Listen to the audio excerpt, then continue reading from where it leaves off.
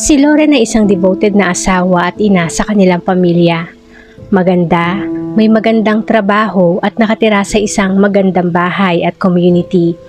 Sino mag-aakala na sa kabila ng kanyang ngiti at bubbly na personality, deep inside, siya ay mayroon palang itinatago at kinikimkim na isang araw nang hindi na niya kinaya pa ang bigat na ito sa pakiramdam, isang plano ang kanyang ginawa na ang resulta ay ang pagkamatay ng lahat ng miyembro ng kanyang pamilya. Tara at ating buksan ang pahina ng krimen ng kaso ni Lauren Stewart. Kilala bilang the Mitten State dahil sa kahubog ito ng isang mitten, ang Michigan ay ang pang-10 pagdating sa populasyon sa Amerika. Ang largest city nito ay Detroit, na kilala naman bilang leader ng American auto industry at pinagmulan din ng ilang sikat na singers tulad ni Eminem.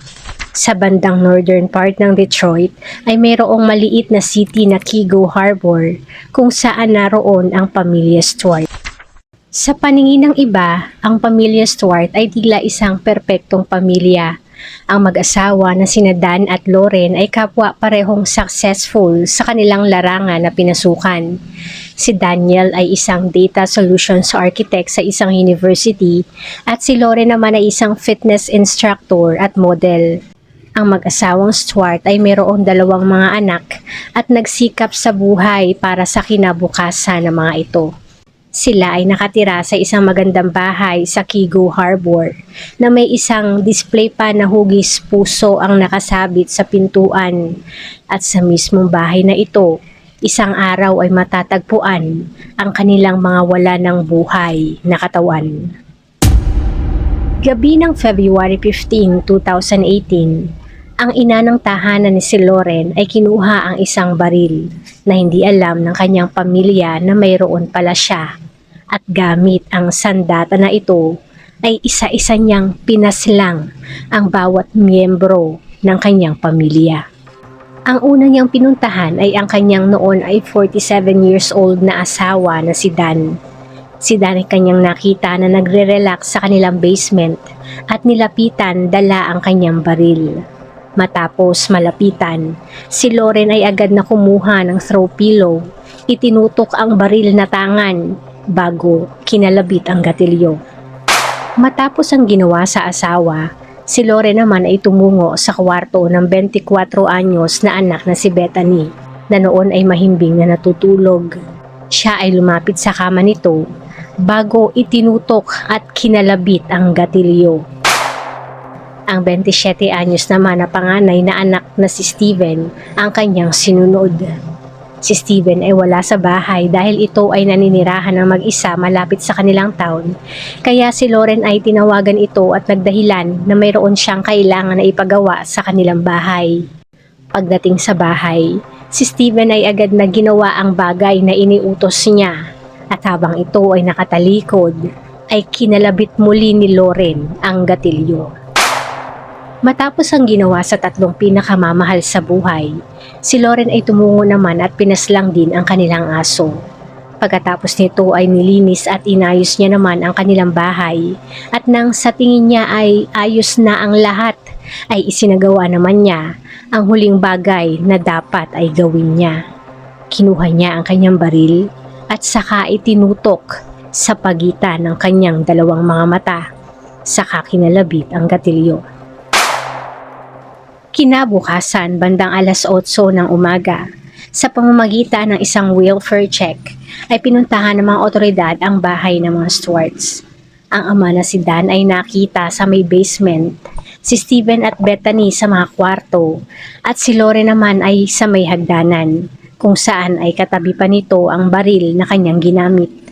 Ang pagkatuklas ng kanilang mga katawan ay naghatid ng kilabot sa kanilang community at walang nag-akala na ang isang masayang pamilya, higit lalo ang isang masayahin na si Lauren, ay may itinatago pala.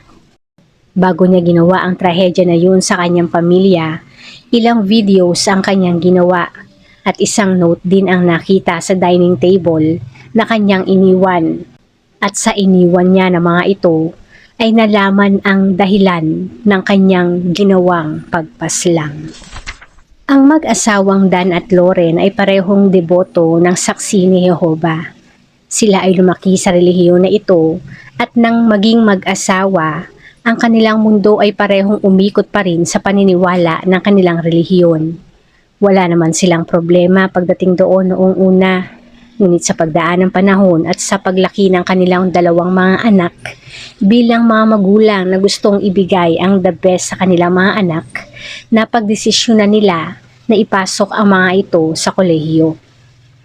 Sa balak ng mag-asawang Stuart na pag-aralin ang mga anak sa kolehiyo, sila ay nagkaroon ng problema at hindi pinayagan na gawin ito.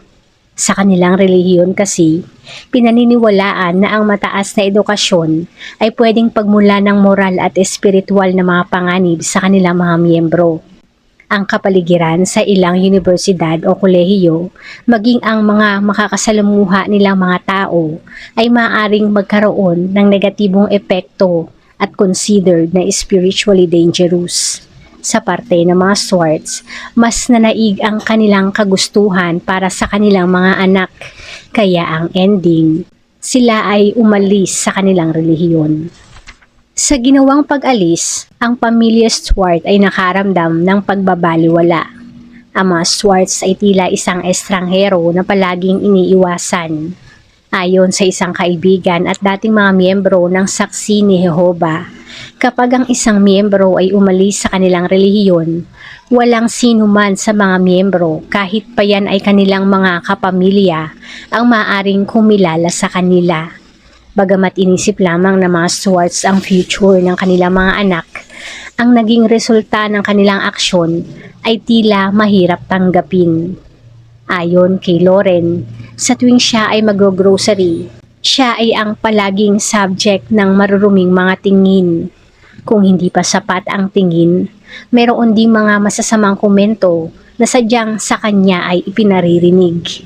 Sa isang komunidad na mayroong nasa 3,000 na mga residente na ang majority ay mga miyembro ng Saksi ni Jehovah, ang naging turing sa pamilya ni Lauren ay hindi niya kinaya.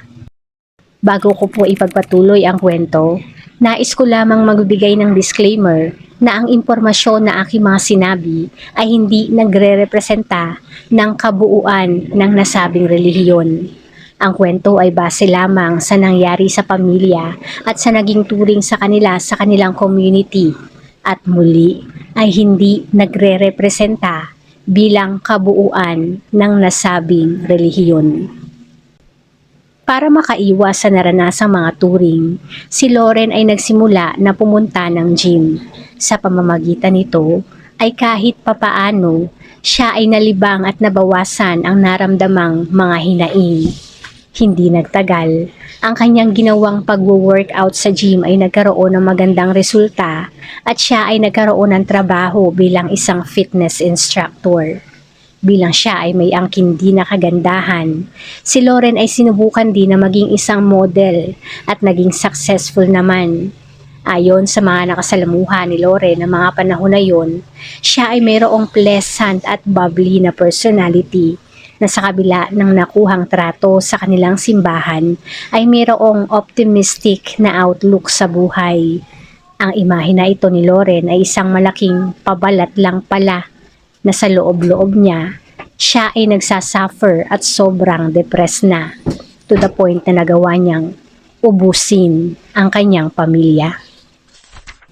Ayon sa isang source, ang isa sa pinakatatagong sikreto din ni Lauren ay ang malaking utang ng kanilang pamilya, na isa din sa nakadagdag sa kanyang depresyon. Lubog sa utang at sa halip na suporta ang nakukuha, ay mga pag-iwas pa ang kanilang nakuha. Siya ngayon ay nagplano na maresolba ang kanilang problema at sa kanyang paningin, iyon ay sa pamamagitan ng kamatayan. Gabi ng February 6, si Lauren ay nag-record ng video na nagsasabi ng kanyang intensyon. Sa video ay sinabi niya ang kanyang responsibilidad sa gagawin. Humingi din siya ng tawad sa kanyang pamilya dahil sa nangyari sa kanila, dahil sa tingin niya, Siya ang dahilan ng naging problema nang isuggest niya na umalis na sa kanilang simbahan. Kinabukasan, si Lauren ay gumawa muli ng video na nagbigay detalye naman sa dahilan kung bakit siya humantong sa inisip na katapusan. Ayon sa kanya, ang dahilan ng kanyang depresyon ay maaring nagsimula pa noong kanyang childhood. Ayon sa kanya, siya ay biktima ng sexual abuse noong bata na nagbigay sa kanya ng malaking emotional damage. Pero iyon kahit papaano ay nilabanan niya dahil sa emotional support na galing sa kanilang simbahan.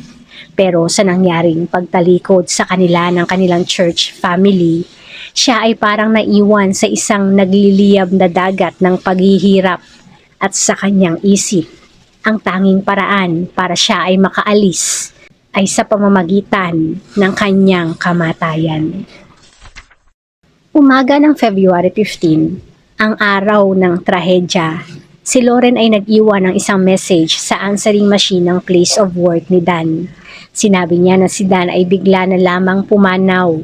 Nang marinig ito ng mga katrabaho ni Dan, sinubukan nila na tawagan o makipag-ugnayan sa pamilya nito, ngunit walang sumagot sa kanilang mga tawag. Bandang alas 5 naman ng hapon, si Lauren ay nag-text naman sa kanyang pinsan. Sa ipinadalang text ay inilarawan niya ang kanyang sarili kung gaano siya ka-evil at sinabi din na kailangan niyang paslangin ang kanyang asawa at mga anak para makaligtas ang mga ito sa higit na kahihiyan. Si Lauren ay actually nagplano na paslangin ang sarili, ngunit naisip niya na ang kanyang gagawin ay magdudulot ng kahihiyan sa kanyang pamilya sa community, kaya nagdesisyon siya na isama na din ang mga anak at asawa niya. Sa na-receive na text mula kay Lauren, ang kanyang pinsan ay ilang beses na tumawag hanggang hating gabi ng araw na yun, ngunit siya ay bigudin at walang sumagot sa kanyang mga tawag. Kinabukasan, ang pinsan at isang kaibigan ay pumunta sa kanilang bahay para i-check ang pamilya. Nang wala ni sino man ang sumagot sa kanilang walang humpay na mga katok, sila ay tumawag na sa 911 para mag-request ng welfare check. At nang dumating ang mga otoridad at pumasok sa bahay, ay doon na nakita ang nangyaring trahedya sa pamilya.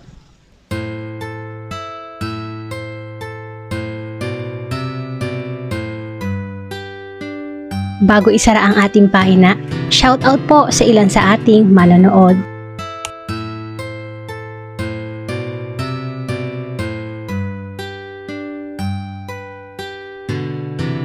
Salamat po!